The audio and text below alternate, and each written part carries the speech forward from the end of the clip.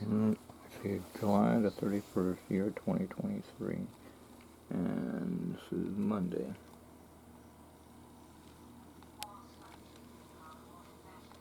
There's clouds out there.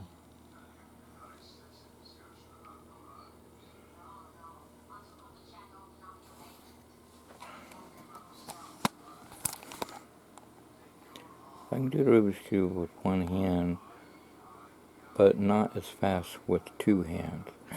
I can do with two hands. My best time in the 80s was 1 minute and 12 seconds. When I was at Good News, I'm still at Good News Baptist Church, but because that's my home church. Been there since 11 years old. Anyway, back to what I was saying. The teenagers would, and I was a teenager too. 11, I guess that's a teenager. I don't know, 12, 13, well, close to it. My dad more so said no. The word 13 is considered a teen. Anything below that is still a junior. Oh, okay, so 11 years old. All right, I was 11 years old, but anyway, the teenagers would time me after they mix it before and after church, and my best time was 1 minute and 12 seconds. I haven't been really timed lately. Nobody has a stopwatch anymore. They do with cell phones. Most people don't have a watch anymore. They use their cell phones. I would wear a watch, but I don't know. I got all of a sudden allergic to it, and all that stuff was messing up my hand. So I stopped getting watches. The only thing I could do was get a pocket watch, but I can't find one. So I had to stick to a cell phone also. Anyway, times have changed. Anyway, it's like my niece and nephews would say, "What's a record player?" You don't know what a record player is? Do you know who David Copperfield is? Well, Eugene does, and then I showed my niece and nephews that, because my nephew Eugene got to see Copperfield show. He enjoyed it. He got so excited. But then when I put the camera on him, he's like, "It was a good show," and Eugene, stop doing like that. Say it like you were really excited. I said, folks, he was really excited. He's now just being casual right now. And you're funny, Eugene. Same about time, same about channel. He liked the duck bucket, and he liked the 13 People Vanish. He liked it all. And I was praying to Jesus that Copper would do the 13 People Vanish, and he did at Chrysler Hall. It was Tommy that drove us. Tommy went, my nephew Eugene went, and I went. Ted Peterson took his, I think he's got 2 boys. One's named Chip, I forgot the other. And he was asking, how do you do this? And the industrial fan hose and all that. And we talked shop on that. Dave Duncan took his girlfriend Amber, and we compared notes. And the show was basically the same, even though you got the adult show and the family show. They had all the same things, except the music was different. But other than that, it was good stuff. But there's been times where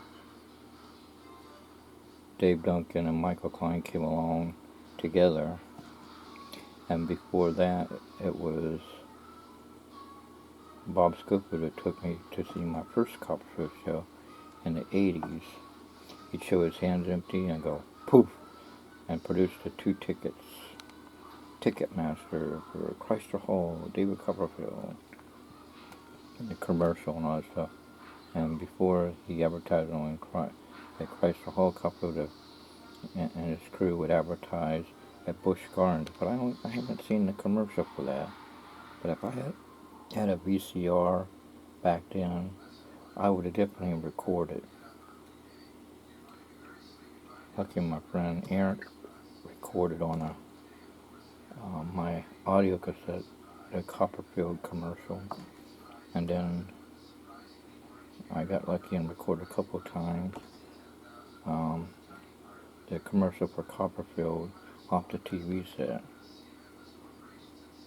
And then we got DVD recorders, so took all the tapes and transferred on to DVD, including all the 20 specials of Copperfield and all the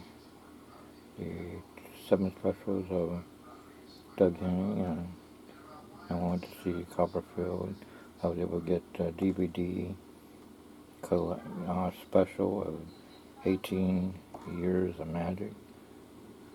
Anyway, Jesus answered my prayers. I would get all the specials. And Dave Duncan was the golden ticket to get connected to J.A. Corn Film, Magical Film Tape Librarian. We made trades, and then sometimes I would send in $20 to do it that way. And he always made sure that everything was right. If it wasn't, then he would send another one in to make sure it came out right. And even on my birthday, Rand Winbury called to make sure that my videotape came in of Ranbury's Special Secrets of Stage Illusions. And Miss Story said, "Oh yeah, he's enjoying it." That was nice of Ranbury to give a call on that. And her Rebecca called and we talked shop, and I was saying all the videos and books I got. He said, "I can tell you, I don't need to tell you anything." And he said, "Oh, just joking." I said, "Yeah, okay." And he said, "Well, I'm going to be on Murray Public, so keep an eye on me. I'm going to show some secrets." So I looked in the TV guide, and I got it recorded twice. One in SP mode, that's good quality. The other in SOP mode, 6 hours were either way. And I got 2 different versions of it. Then you got Valentino and Montana, the Masked Magician, and other Masked Magicians, and the CBS 1980s Masked Magician. And Valentino's talking about coming back to television. He's got more illusions to reveal. I don't know when he's going to do it. Copper was thinking about coming back to CBS. I mean, he said he's thinking about coming back to TV. He's got a whole new palette. And the TV, even though ABC got him started, the magic of ABC starring David Copperfield. And CBS took him over and did 20 specials under his belt.